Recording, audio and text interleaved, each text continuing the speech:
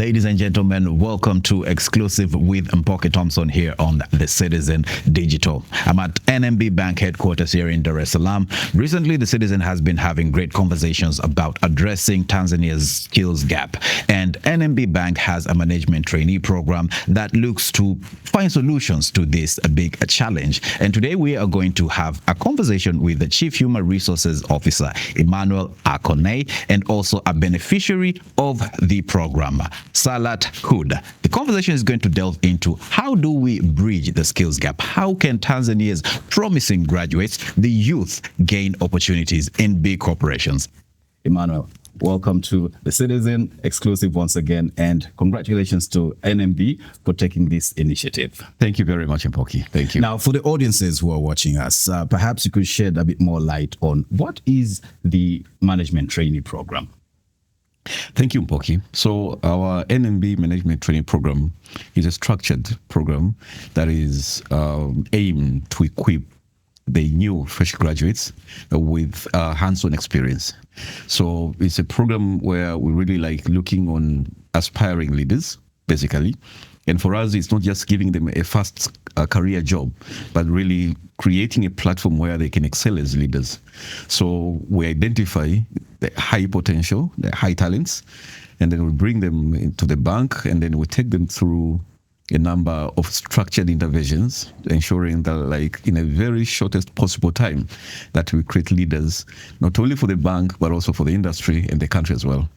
Okay, now when the initiative was rolled out, definitely there was a gap that was noticed. Yep. Can you tell us, what is that big gap that NMB identified that you thought it ideal to start with this management program to upskill the young graduates?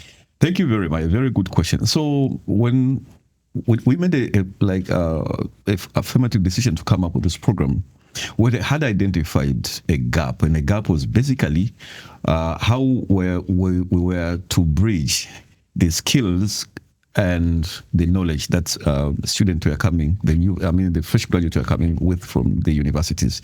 So we were finding very bright new graduates with a very good knowledge, but they were lacking the hands-on experience. And for us, we made a deliberate decision that we'll be taking the very high potential. So we see the capabilities on how they've excelled in the education, but also how they'll show their potential during the interview process. And then we identify those are the cream of those who we might have seen at that point of view. And then we will take them through this program and ensure that we equip them, one, with the practical experience, but secondly, we equip them with needed skills in the banking. And these are needed skills, basically. We have to build their leadership capabilities because we want to see them becoming leaders. But we had also to check the digital savviness. So much that they might not be having it at that particular point, but that's urge of them really having one. But also we wanted to see we build their capability in problem solving, but also we build their capability in communication, but also we build their capability in trying to become adaptable in new environments. And that's not only will give them a career, but also will add value to the bank.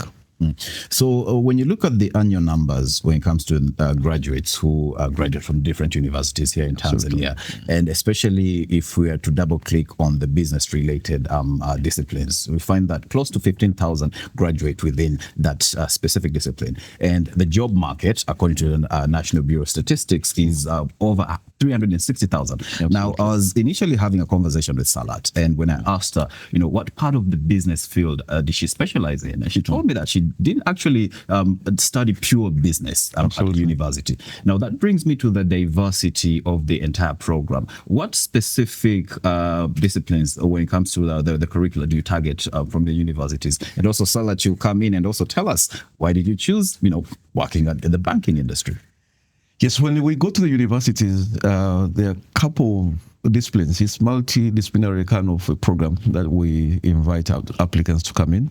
So basically, we start with business studies, but those who have done actuarial, economics, engineering, and those who have done science, and all the business studies, because like there are a number of disciplines within the business discourse.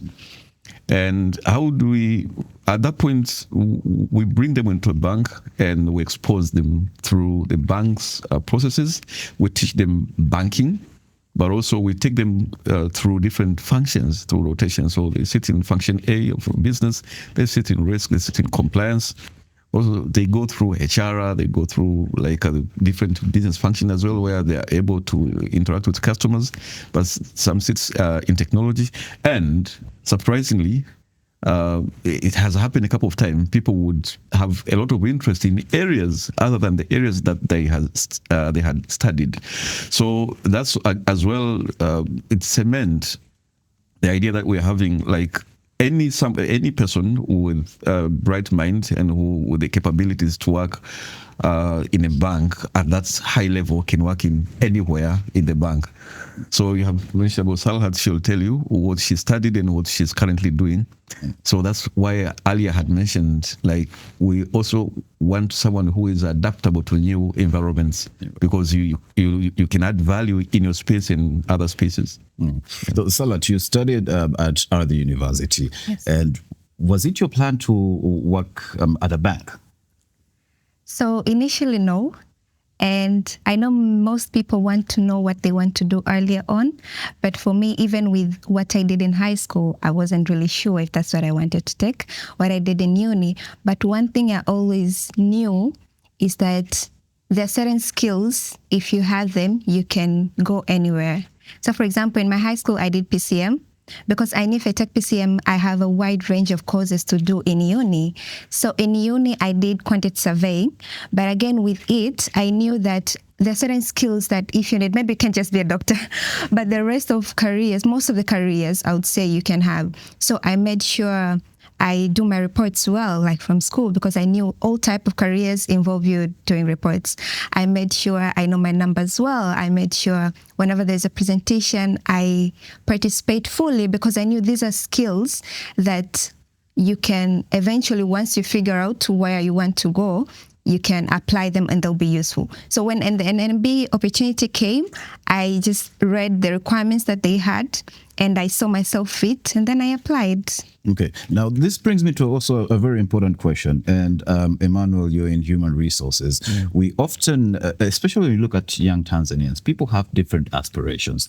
So Salat here, when she initially enrolled into her discipline at university, the initial purpose, I'm quite sure it wasn't to work at a bank. But NMB, when she read this opportunity, she saw that it might be fit for purpose. Absolutely. However, when we look at sustainability, one's aspiration, do you feel that the program can at times reorient someone's aspirations? Because when I have the opportunity to work at a bank, I look at it as a very lucrative industry. So despite the fact that I wanted to pursue a different career path, I'll just go into banking. Mm-hmm. So do you have that concern that maybe perhaps people come into banking because they will make money other than pursuing their career interest? I would really say is yes or no, because, like I had alluded earlier, during the uni, the students really comes with a lot of knowledge. It's knowledge here, but here we teach them how to apply that knowledge. And the application of the knowledge really in the end is what really creates value to them for their growth trajectory, but also to the bank.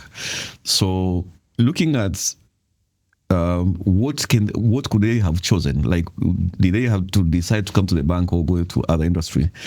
As part of our process, our recruitment process, we look into a lot of things. We look like someone's discipline, someone also integrity, the level of someone who is really dedicated in what he or she does. And basically, in the end, we identify those who we feel they have the traits and they're ready to be trained to take over some other role. So specifically coming into the bank, even for someone who had not had idea, like how do I want to go to the bank? If you're missing these the key tenets for someone who works in the bank, like integrity, and someone who also complies, but also someone who is adaptable, because we use a lot of technology here. So we really need someone who can change. Like today you will be in job A and tomorrow you'll be in job B within the bank, and the other day you'll be on job C. So with this program, we create this environment for the upcoming and for the identified management trainee to be ready to adopt to different challenges, but also different requirements at that particular time. So if you look at the likes of Salat, they will go around through all the departments at head office, but also they have an opportunity to go into branches, so they really know from the customer, like the customer facing point up to the support point, up to operational point, and how things work. So mostly by the moment they get to know how things work, then it is at that time when they already choose this is the route to go. So with that, like for someone who isn't sure, probably up to now, is at the college, we really invite them at the bank and will help them guide into their right career path. Okay, and since you're part and parcel of the entire program, when you welcome these new fresh graduates, what are some of the biggest gaps that are easily noticeable? Like when you welcome the graduates and you already have this program, what gaps do you notice that, because now this also traces back to the educational background, what are those big gaps? So there are some gaps which we really notice during the reception when we are inducting them coming into the bank. So during induction, and some of them, one, they come with unrealistic expectations and not knowing how business works. And some will just know like the knowledge that they had will just come be a plug and play, and then they'll be probably located in some department and for them to start working.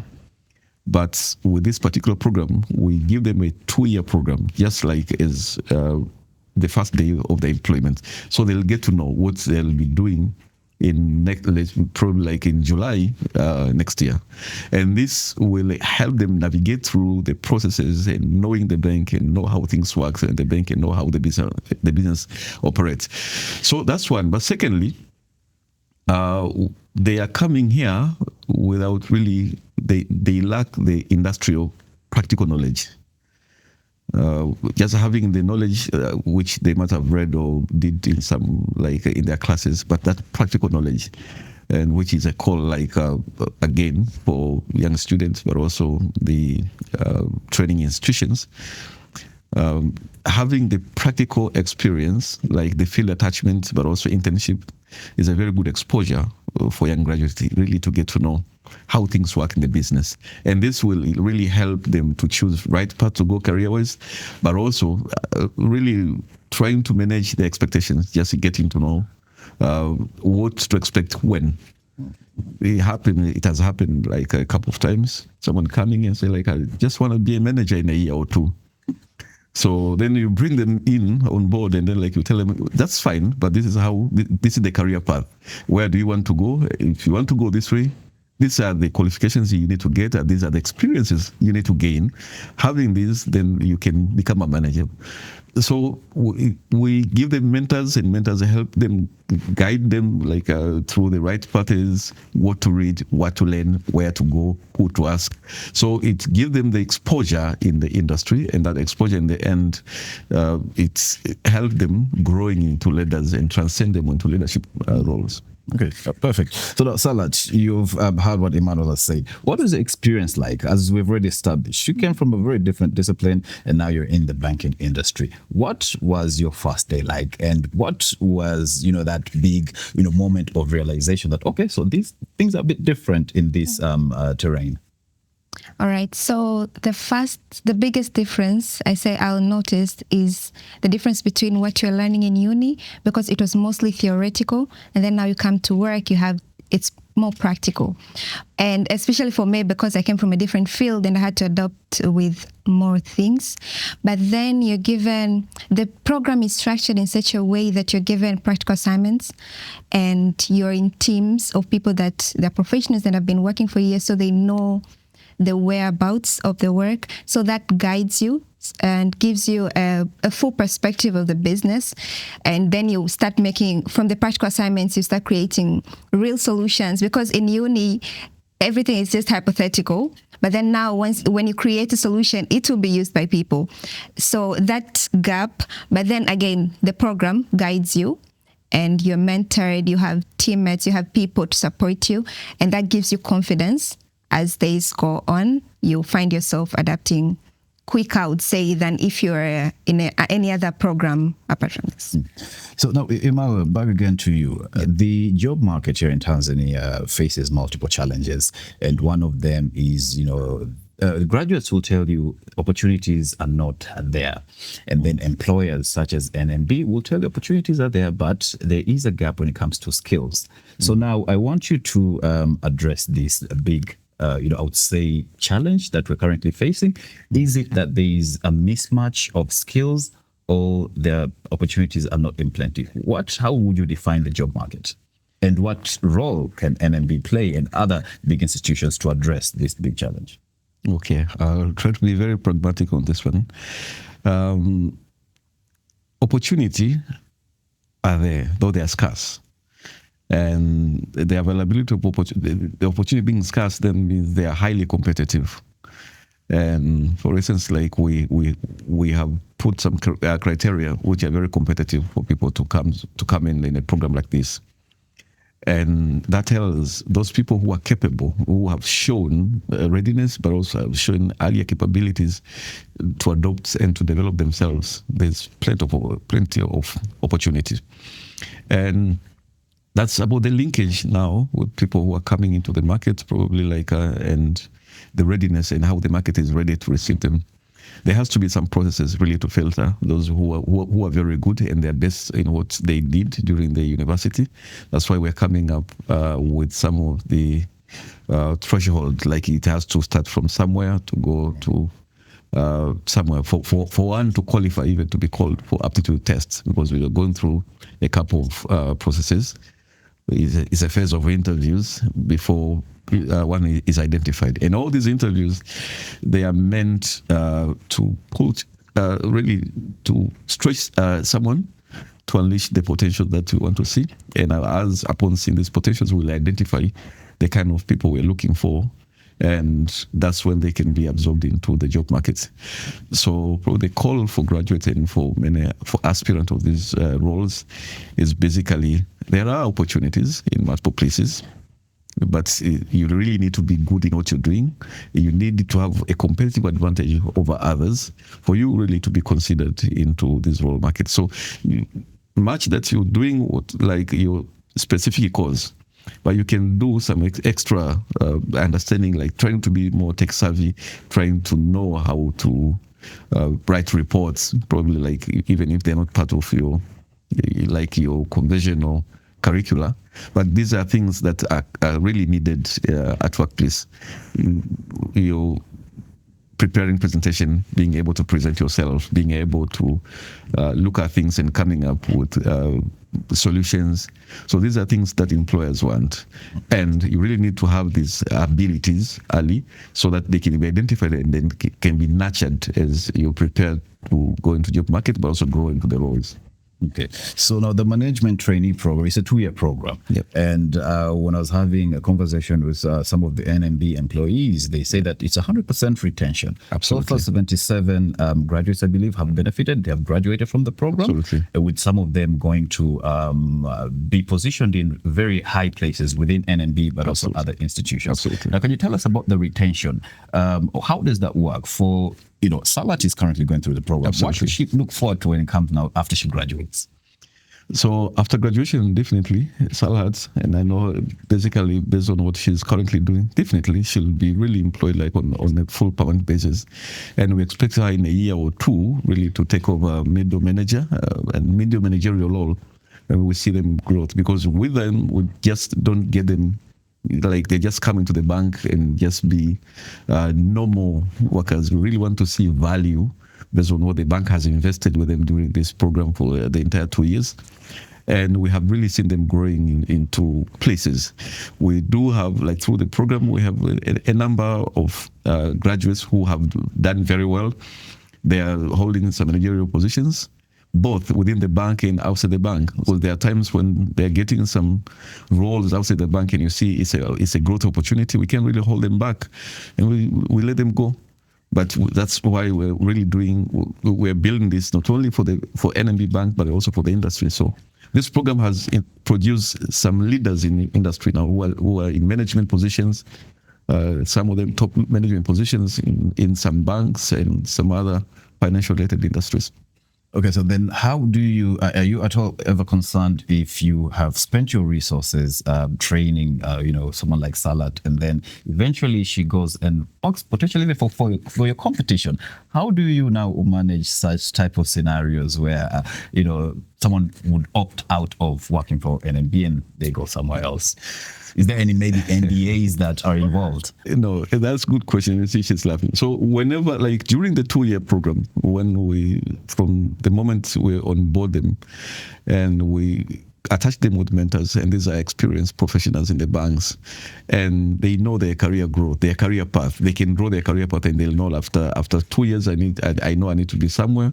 After 5 years I know I need to be somewhere, and after 6-7 years I need to be somewhere. So for us, we help and guide them really to go into their career paths, and we equip them with necessary skills and knowledge, which will be a lever for them to do well in their respective areas. And with that doing, we don't ask them to stay, but they stay because they see this future. They stay because they see them as leaders, like in next few years. So because other than really teaching them the banking, the operation, the businesses, but we also use this opportunity really to teach their self-awareness, but also knowing the environments they're operating in, but also that some of them, they're even involved, they're part of strategy formulation in the bank. So they know where the bank will be next 5 years. They know where the bank will be next 10 years. And they stay because they see it's the right thing to stay because they see future in the bank. Mm-hmm. So we have retained. Very few have opted out. When we saw that they were growing somewhere else, we said this is good for the industry and good for the country. Okay. Now, let's talk about the academic excellence. I understand that one of the requisite or the criteria that you look at is academic excellence. Absolutely. A GPA, I think, not below 3.8. Yes, 3.8 and above. But when it comes to employability, especially competence, at times academic excellence might not fully showcase one's potential, one's ability. Yes, they might be good when it comes to, classroom-related initiatives, but when it comes to delivering on job market, it's a very different story. Now, how do you then identify one who's maybe a bit challenged when it comes to having excellent grades, but they do have the potential to deliver? Thank you. Good question. So, for us, academic excellence, it signifies 2 key traits which you're looking for. One is discipline, and the other one is commitment. We believe someone who was well disciplined and well committed during their school days, then they will do well. But this is not the only criteria that we use in identifying someone who has potential becoming a leader of tomorrow. What we do, these are just like entry criteria. It's just like a ticket for you to be interviewed. So there are some who are coming with top credentials, but during engagement, then you notice there are some skills that they're missing, and we will drop them out. And there will be those who are the borderline, and you will see them, they have skills, and they're capable, they're adaptable, they're open-minded, they're tech savvy, and you can mold them easily to go somewhere else. But you may have someone who with distinction, but you see the attitude even during the engagement you have, because we have, as I mentioned, a series of interviews. And some of these, we see how one is adaptable, how one can work with the team, how one is eager to learn, how one really can deliver timely.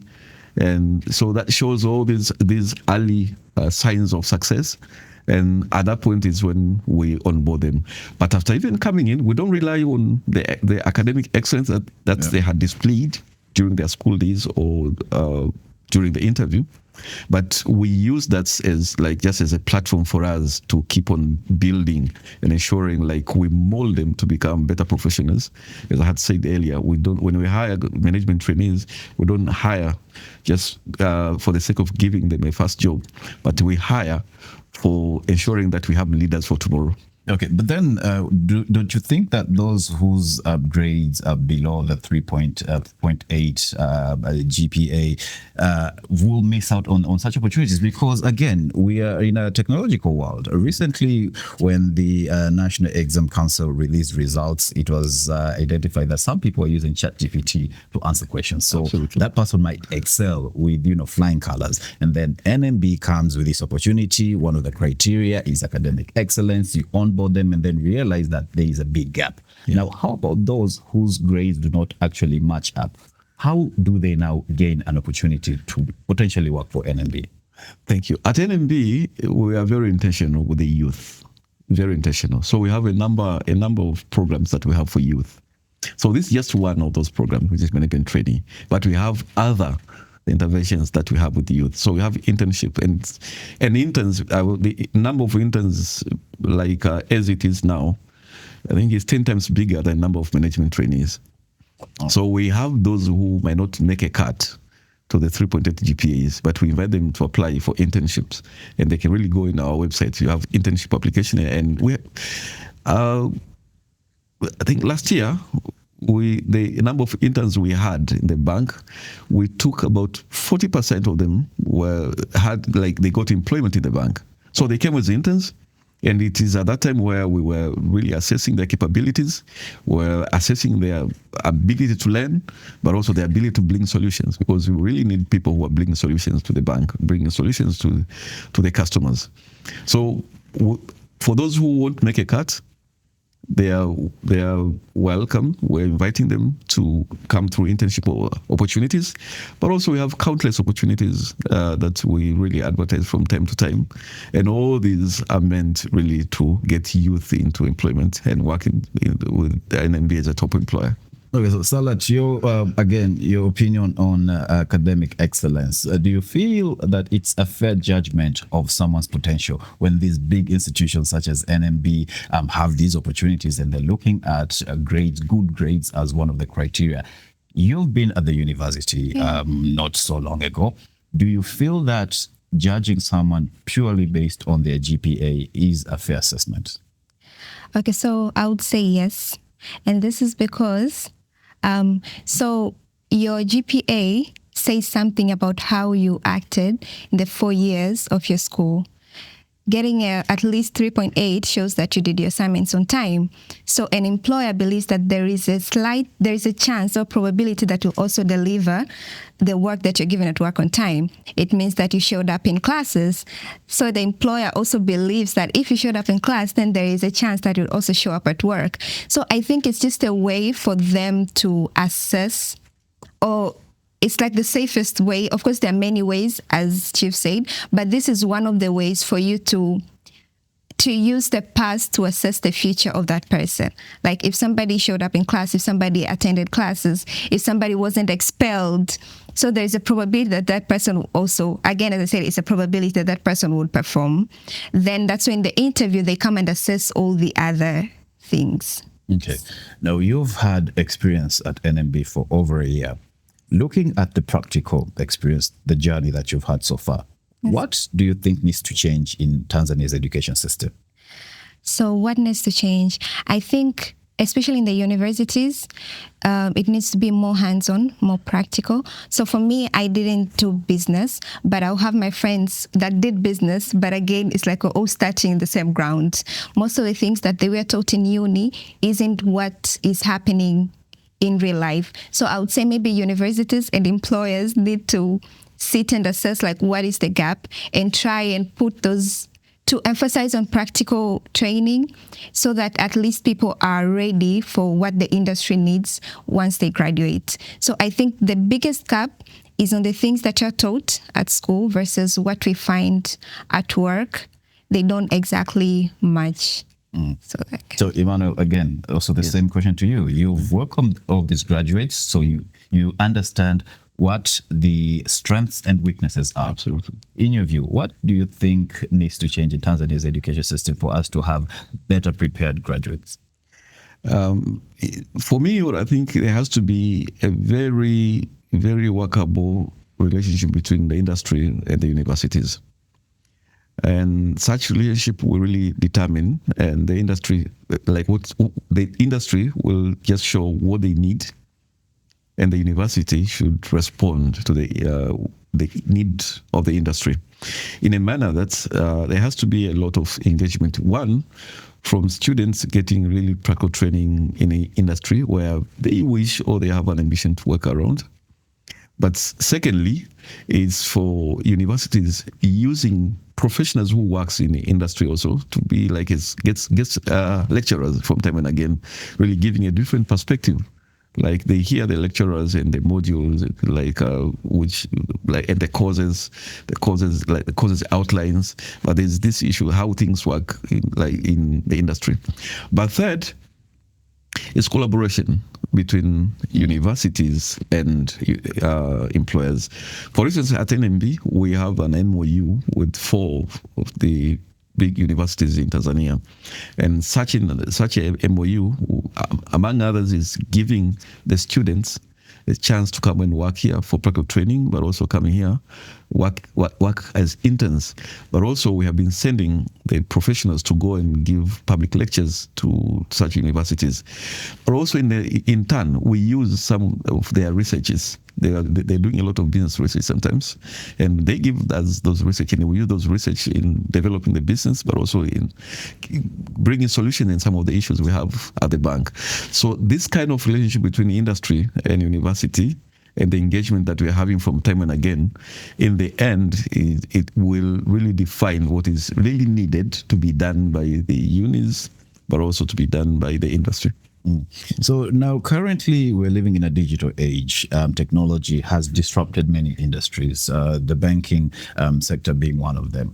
How has technology and the use of AI changed the management trainee program? Because right now there are certain tasks that are being automated. So some of the tasks that required the physical attention no longer do that. You know, people tend to now focus on using technology to fill the gaps.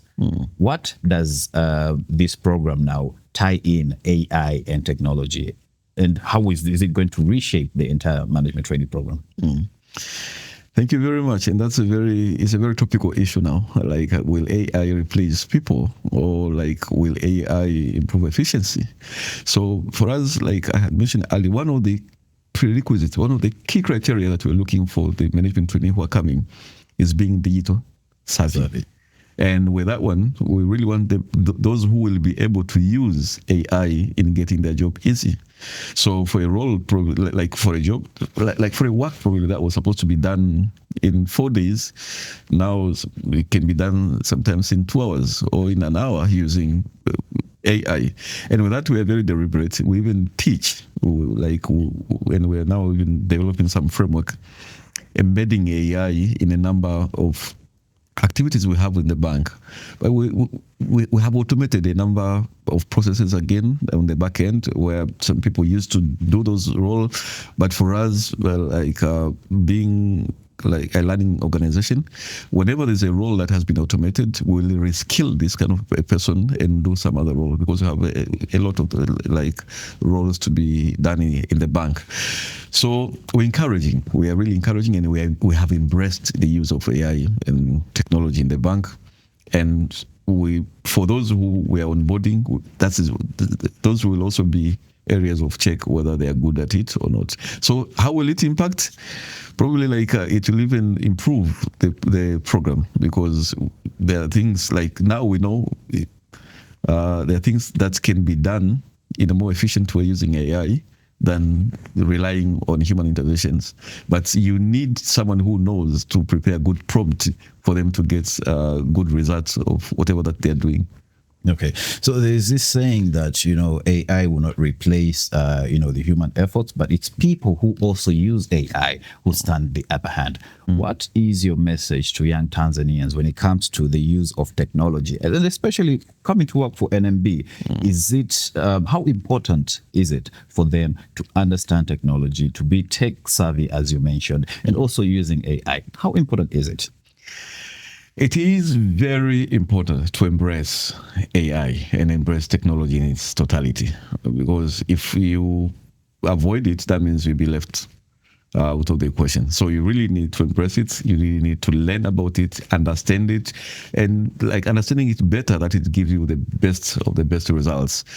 And this gives you a competitive edge, because if I'm hiring someone today, that will be one of the areas that I'll be looking for. How good are you in technology, or how ready are you to learn about the developing technology, but also using all these other, the AI and the likes, because like in turn, when you know better how to use it, that means you will help the bank, even like streamlining some of the processes, but also bringing some solutions in areas probably where we feel AI will do better than having a human intervention. Okay, absolutely. So Salat, how are you keeping up with the trends? AI, tech, how do you keep up with the trends? So as Chief said, we have internal trainings that we get, also with the type of work that you do. So you might not be knowledgeable about a certain thing, but then you're given a task where you have to go and learn. So I like how this program is, because the way we rotate also gives you access to many people. So you might be in transactional banking today, but then you also went through innovation, and there is a trend that you saw in innovation that can also be helpful. Then you just got that person and ask them, and they're always willing to help you. But also we have access. NMB has an e-learning platform where we also go and we can also learn. They try to keep up with the trend. If there's something about AI, they'll upload it there. If there is a new skill that they think that people need to have, they'll also find a way for it to reach it. But also there are also personal initiative.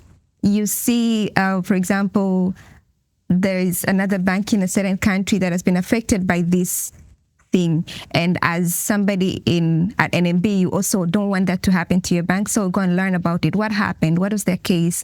How can I, as somebody in my department, how can I make sure this doesn't apply to me? So I think that's one of the ways that we keep a trend. One, among teammates, like within ourselves.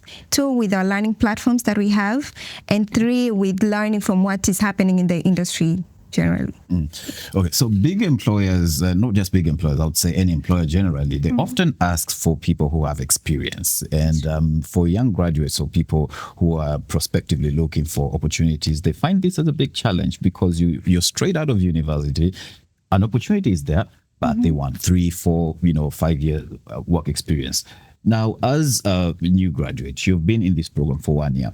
How do you feel that graduates can navigate this big ask? And also, Emmanuel, you also share your perspective on that. How can graduates, navigate this big ask?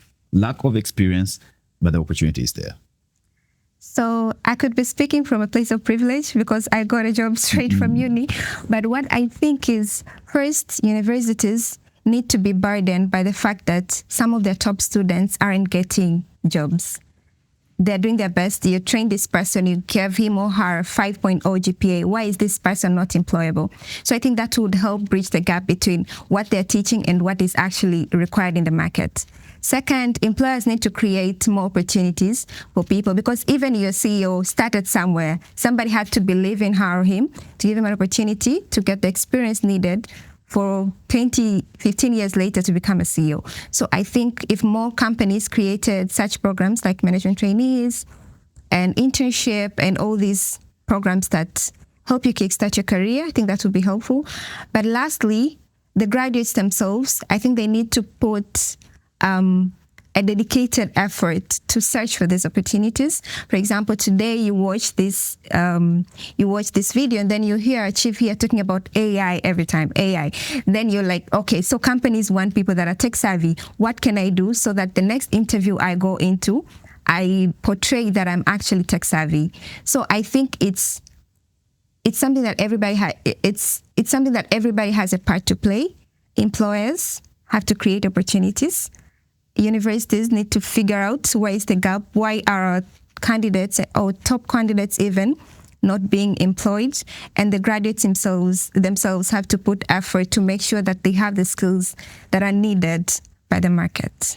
Okay, so Emmanuel, you're in human resources. We understand experience definitely matters, but in a landscape where that is devoid of opportunities for many potential workforces, what other considerations can be made apart from entry-level jobs? If I know that I'm competent enough to deliver for a certain role, but they want me to have 5-year experience. What considerations can be made? And they can NMB consider one who does not have experience, but truly knows that they can deliver?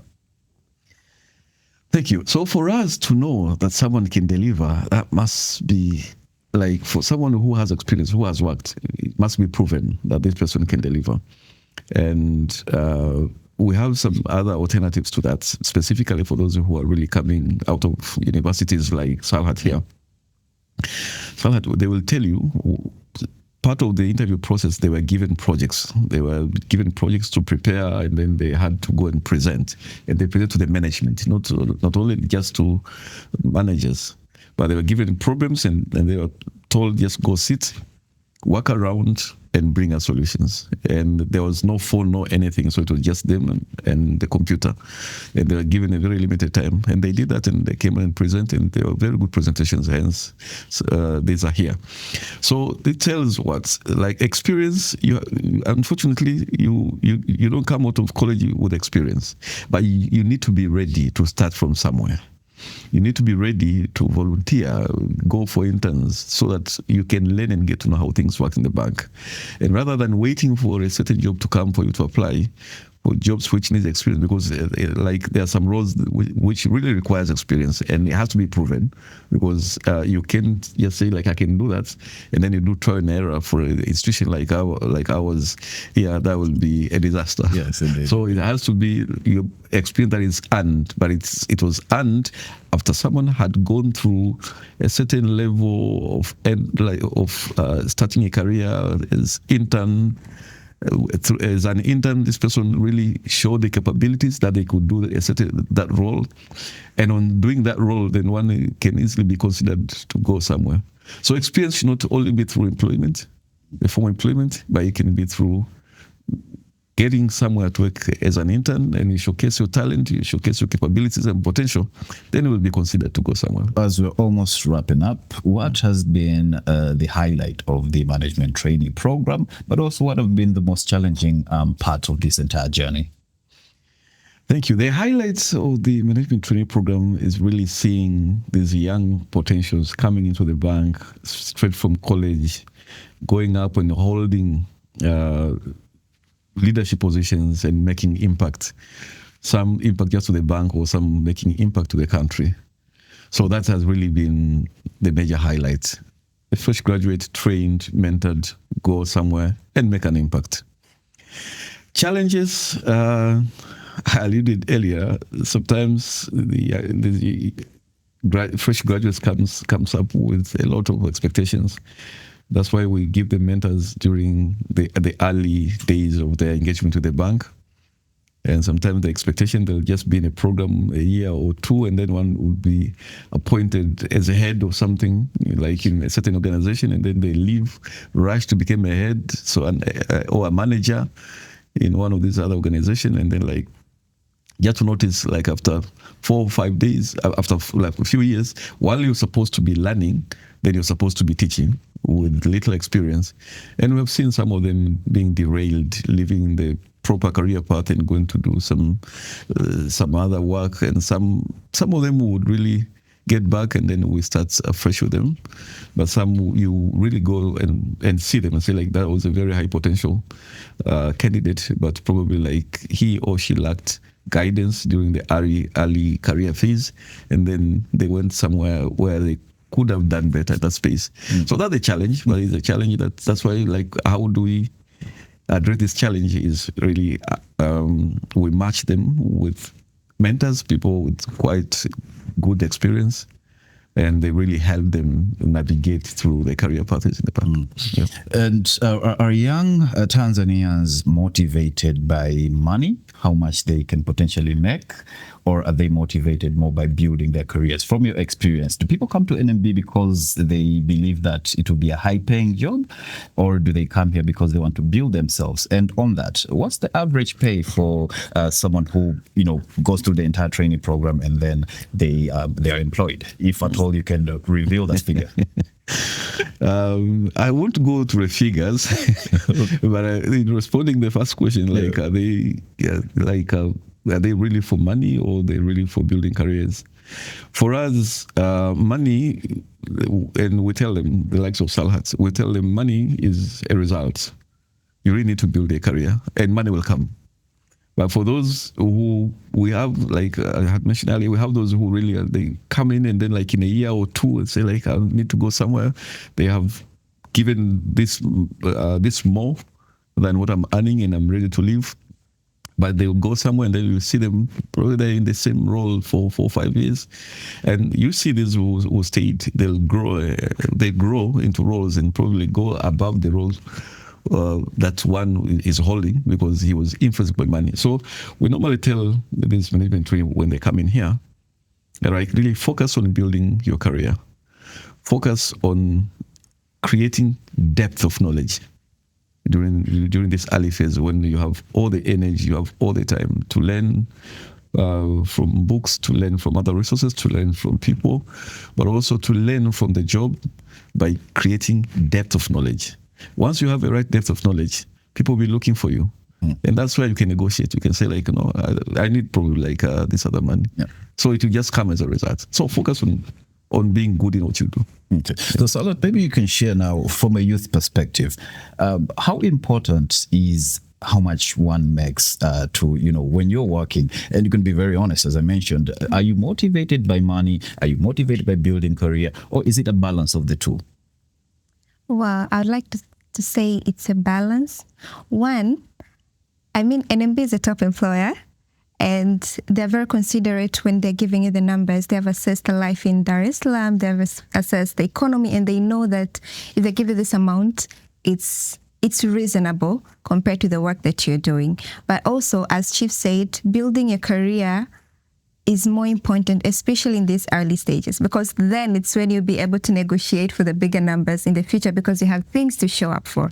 You can say, I did this project. You can say, I worked in this place. You can say, there are things that later on now, when the numbers actually matter, you have what to show up for.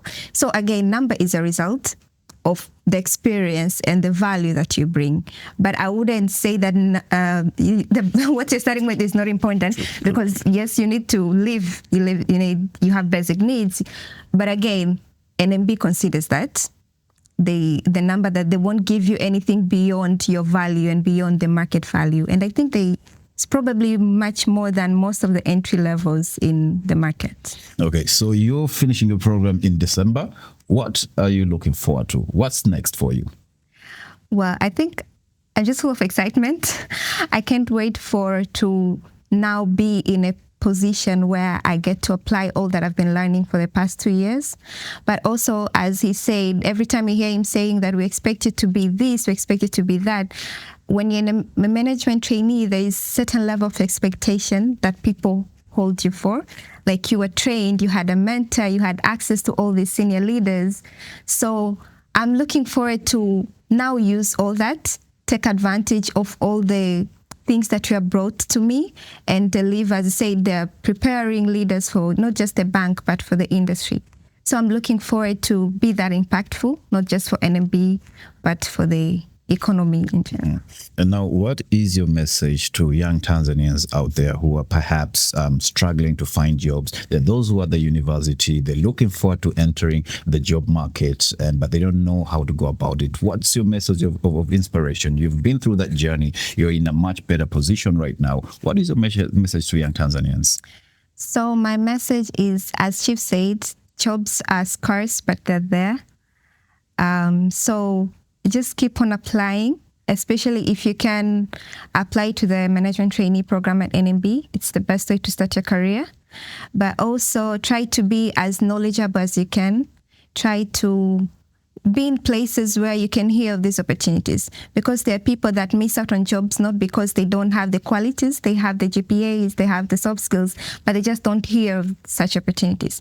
So once you see this on the Citizen, then you know the Citizen talks about this. Once you see somebody post on LinkedIn, then you know this person talks about the opportunities. So just exposing yourself to areas where you can hear of the opportunities.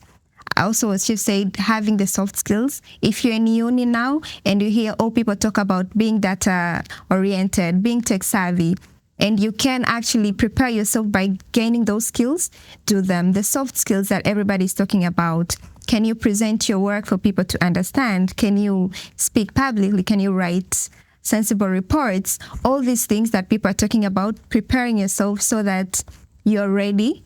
And also, lastly, I would say, yeah, like for us young people, we always come up with so much expectations. We want to be different. You see, your CEO took 20 years to get there and you want to do it in 5 years. So I would say being patient. If it's internship that you have to start your career at, do that. If it's volunteering that you have to start your career doing that. If it's being a trainee, do that, because everything has to start somewhere. So don't shy away from being an intern or from being a volunteer or from being a trainee just because you want to be a manager. Everything starts from somewhere. So you have to take that and be ready to start whatever that is placed in front of you. Okay, and as a final thought from you, what do you think right now remains the biggest challenge that Tanzanian youth face when you interact with your colleagues, when you interact with your friends, even way back from the university? What is that challenge that you feel that is holding us as Tanzanian youth back? So I feel like it's the same thing. What the market wants is not what we have, unfortunately, for most of us. And it starts not just in uni, but even at homes and with our friends group, the things that we think we should be preparing ourselves for. Like you say, they want the 3.8 GPA, but Chief here said there are people that come with excellent grades but are still not accepted. So I think just knowing that gap, we have said the gap is the soft skills. Now that AI can do most of the things, do you really need to, instead of you focusing on working, in the past, people need to learn how to type faster, but now AI can do that. Then maybe you need to learn how to give better imprompts to AI, or just evolving constantly, finding out what does your industry want. It's not universal. What engineers need for their industry is not same as banking, not same as medicine. So finding out what does your industry want. Do you have those skills? How can you get those skills? And unfortunately, the way our education system is, we are not prepared for that. It's like in the third year or when you start your interviews, that's when you realize, oh, so I need to know about myself because they keep asking me, tell me about yourself. So learning that, reading books, being exposed to the industry, the people that you work with. You're an engineer. You're in uni studying engineering. Do you have even one engineering friend? Do you have a picture of what the industry is? Do you know how engineers live? So just getting ready and being familiar with what you aspire to be before you even get there. Yeah, so Emmanuel, the final thought from you. Yes. 5 years from now, where do you see the Management Trainee Program, and what is that grand vision that you have for the program? 5 years from now, for the current cohort, those who are here, I really see them in very, very, very top positions in the industry. I'm seeing them there. But how do I see the program? The program is evolving. The banking space, which is mainly driven by technology, is also evolving. So I see then we really have probably we'll have the Management Trainee coming, and probably they'll have their span for growth will even be shorter, because they'll be more aware of the current needs as of today, we're saying. So that means by that time they'll be more aware of the future needs by that time, and that will be where the industry is going. Okay. Things are changing, and we really need people who can think not about today, but can think at least minimum 5 years or 10 years to come. Okay, well, yeah. Emmanuel, Salat, we'll end on that note. Thank you. Thank you. You were with me, Mpoki Thompson, here on the Citizen Digital. We were with the Chief Human Resources Officer at NMB, Emmanuel Akone, and Salat Hood, who's a beneficiary of the program. Until next time, it has been an interesting conversation. Adios.